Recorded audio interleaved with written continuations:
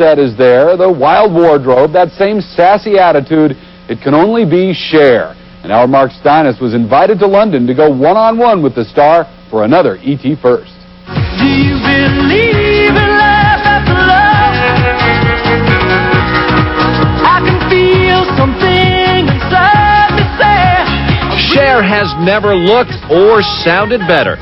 The hot, pulsating dance beat to the song Believe masks the fact that it's a lament about moving on after lost love. Do you believe in life after love? Absolutely. Yeah. I mean, we've all been in love and gotten our hearts broken. So how long has it been since you've Been in love? been in love? About 3 years. So you miss it? Sometimes, yeah. No matter how hard I try, you keep pushing me aside and I can't break through. Cher seems ageless, and in the video she surrounds herself with young people, including her son, Elijah Blue's ex-girlfriend, Darby. Hey, Darby! My friend came from Los Angeles to be in this video. In her personal life, Cher's surrounded herself with young men like Rob Camilletti, Richie Sambora, and Val Kilmer, and she says it's possible she could still retie the knot someday. Do you ever think you'll remarry? Sure, I mean, I would marry, but I mean, am I looking to get married? No. Right now, Cher says there's no time for a guy because she's too busy working.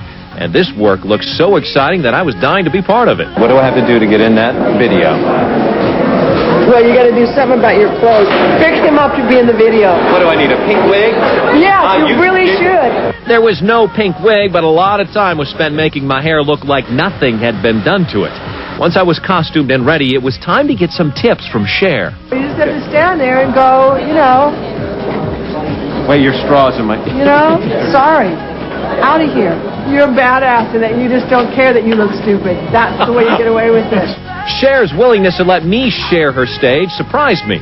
But she is a woman who is constantly full of surprises, so rumors that she was negotiating to be in Playboy were no shock to anyone, except her. Before yesterday, never even heard of it. Well, would you do it, though? No. Wouldn't at all? No. Why? Well, because my Playboy days are over. Do you believe in life after love? Cher, your straw's in my ear. How many times have we heard that this week?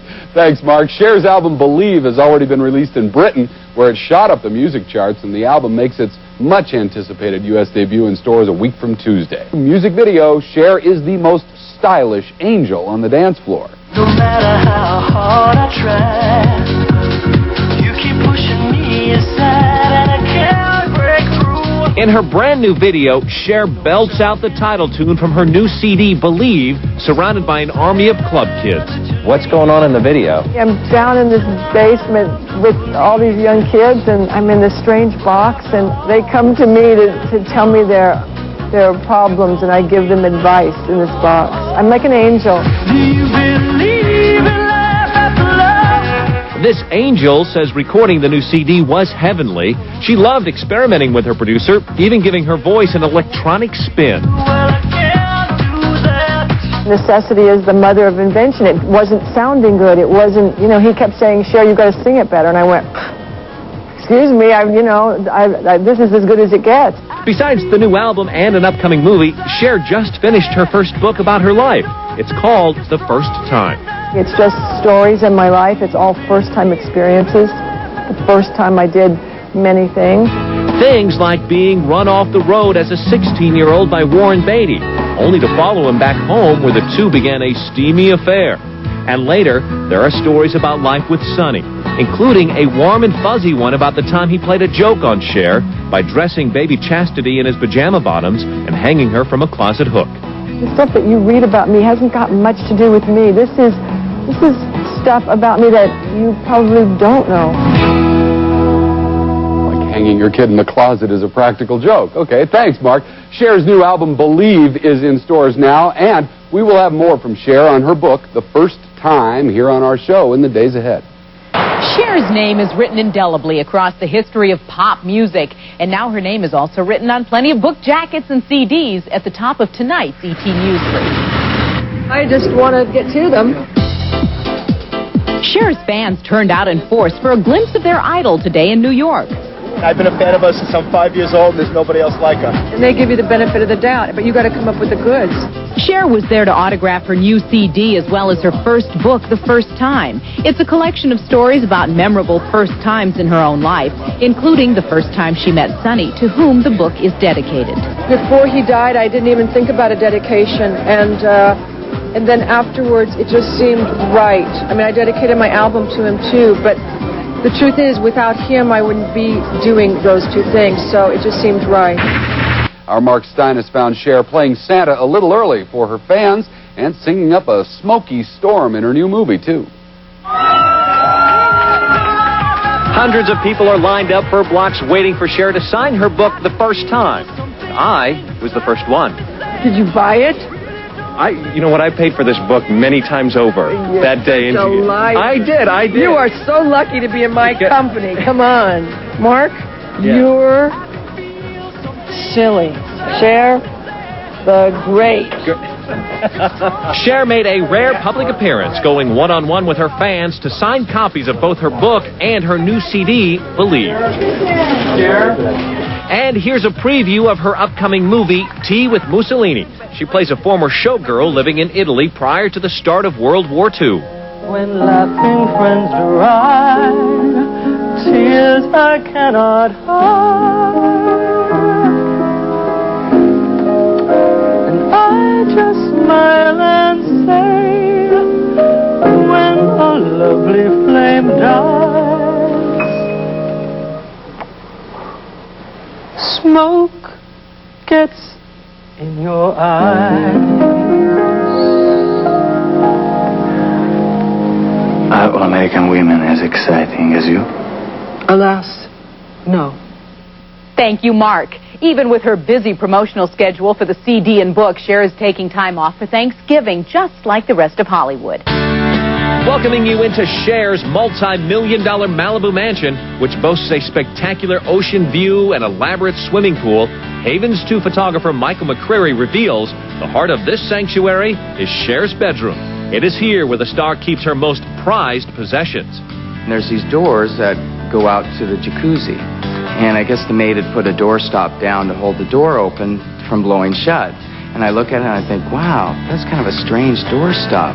So I pick it up and I look at it, and it's her Academy Award for Moonstruck. Cher really loves to design her homes architecturally. She likes to be involved with all the interior design. She has this great bathroom that has that great leopard chair. All London town was sent into a frenzy today, and Cher was the reason. While she created a stir on the day after the first anniversary of Sonny Bono's death, the other love of Sonny's life was making news in Washington, D.C. But we begin in London and the hoopla at Harrods. Cher arrived today at London's Harrods department store to kick off its legendary January sale. She was accompanied by Harrods owner, the late Dodi Fayed's father, Mohammed. Women do things like this. Cher was in London last year for the event, but had to suddenly return to the U.S. when Sonny Bono tragically died. But today she was all smiles, checking out merchandise and even trying on an expensive diamond ring. Oh yeah, that diamond ring was nice. She bought gifts for her son and her mother and picked up a set of luggage for herself. She also received awards for selling more than 1 million copies of her hit Believe in Great Britain and reminisced about how she and Sonny launched their career in London. Sonny and I had to come here with our first record, and it just makes me feel good that 30 years later or something like that the same thing happened. Another big budget production connected to Sunday's Super Bowl will be the game's entertainment, including the national anthem sung by Cher. But right now, she's in a panic about singing the song and about what to wear. It was a really hard song to sing, and it's just a bitch, and it's really hard to do it justice, it's not a rock and roll song. Oh, say, can you see Cher in one of these outfits at the Super Bowl? The pop diva's closet is full of some wild and crazy threads, but she says she wants to be respectful to our national anthem and has nothing to wear. She's put out a call to top fashion designers to send her their wares so she can pick the perfect frock to unfurl when she sings the Star-Spangled Banner. Oh, we'll definitely follow through and send her a dress. Hot designer Nicole Miller has some sleek and sexy designs that will easily slip onto Cher's size 4 figure. I think she should wear something really simple and really elegant, one color, like a long dress or maybe a mid-calf dress. Betsy Johnson is known for her flashy and fun fashions, but advises Cher to tone down when singing about the home of the brave. You don't want to be sequins, you don't want to be pretty fluff, and you don't want to be hard. That's why I go to the leotard and the hand crochet idea. Just hold on, Cher, we'll FedEx it tonight.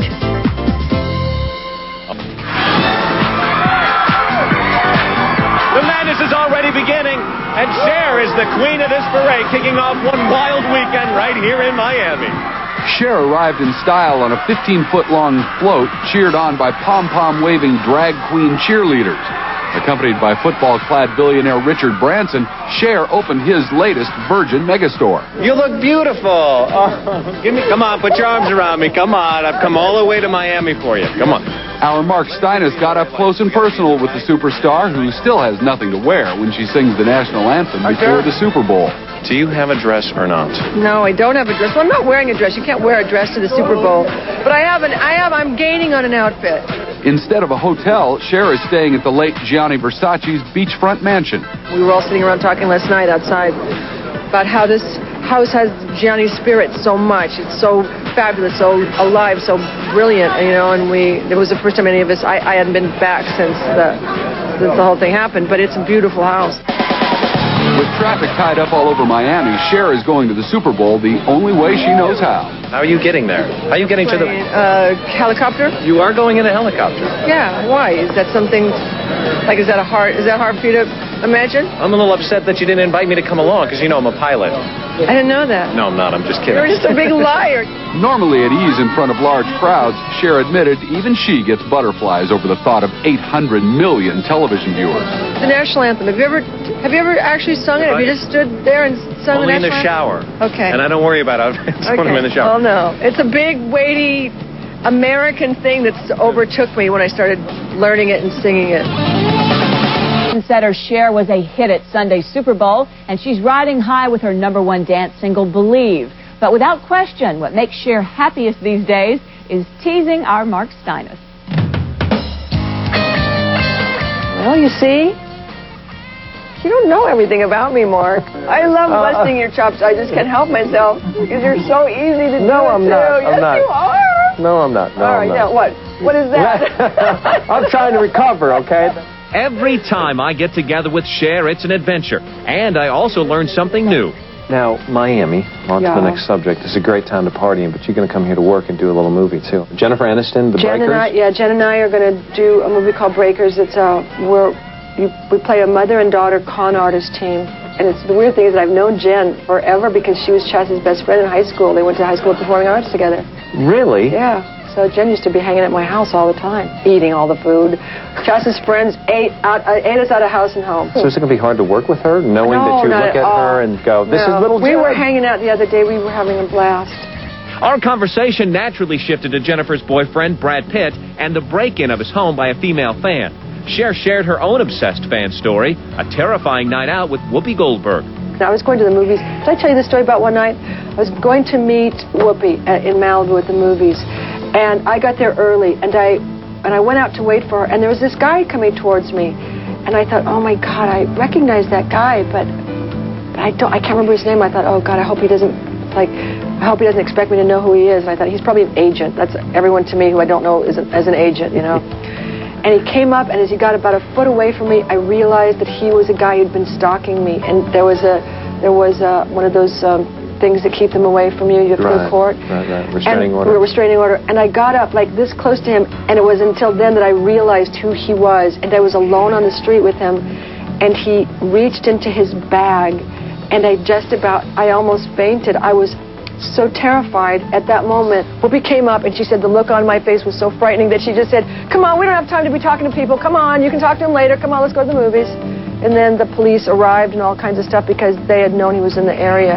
But you know, it's not a good feeling. You know, it's like people think that stars are so uptight and touchy and they don't want the photographers and all that. But you never know who anybody is.